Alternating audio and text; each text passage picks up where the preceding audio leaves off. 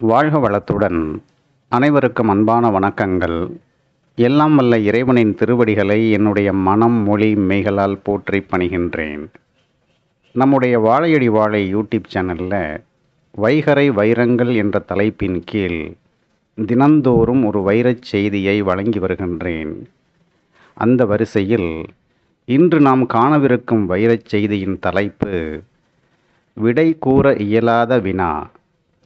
வாழ்க்கையின் அனைத்து சிக்கல்களுக்கும் பொருத்தமான தீர்வை கூறுகின்ற நூல் எது என கேட்டால் திருக்குறள் என்று கூறலாம். உண்மைதான், நானும் இதனை மறுக்கவில்லை.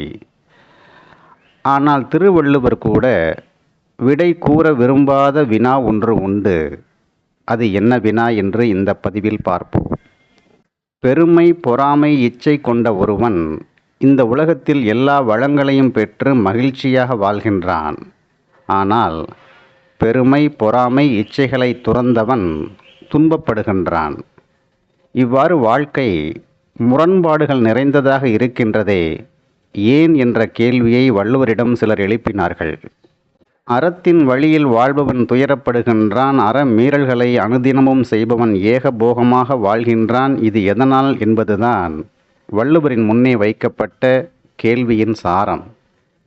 இந்த சிக்கலான வினாவிற்கு பொருத்தமான விடையை கூறுவது என்பது கடினம் என்று உணர்ந்த வள்ளுவர் ஒரு அற்புதமான குறளை எழுதினார். அவ்விய நெஞ்சத்தான் ஆக்கமும் செவ்வியான் கேடும் நினைக்கப்படும் என்பது அந்த குறள். அவ்விய நெஞ்சத்தான் ஆக்கமும் என்றால் பொறாமை குணம் உடையவனின் வெற்றி அல்லது மகிழ்ச்சி என்று பொருள். செவ்வியான் கேடும் என்றால் செம்மையாக அல்லது அறவழியில் வாழ்பவனின் தோல்வி அல்லது துயரங்கள் என்று பொருள்.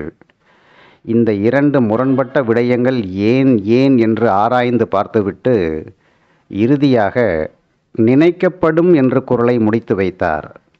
நினைக்கப்படும் என்றால் வினாவிற்கான விடையை கூறுவது கடினம், இது சற்று யோசிக்க வேண்டிய அல்லது நினைத்து பார்க்க வேண்டிய விடயம்தான் என்று கூறுகிறார். வள்ளுவரே இவ்வாறு கூறுகிறார் என்றால் இந்த கேள்வியின் ஆழம் எத்தகையது என்பதை நாம் உணர வேண்டும். முந்தைய பல பிறவிகளில் செய்த பாவ புண்ணியங்களின் அடிப்படையில் இவ்வாறு நிகழும் என்று வள்ளுவரால் விடை கூறி செல்ல இயலும்.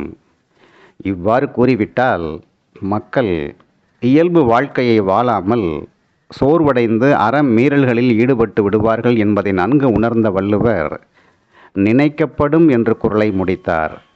சற்று யோசித்துத்தான் கூற வேண்டும் என்பது நினைக்கப்படும் என்ற வார்த்தையின் நேரடி பொருள்.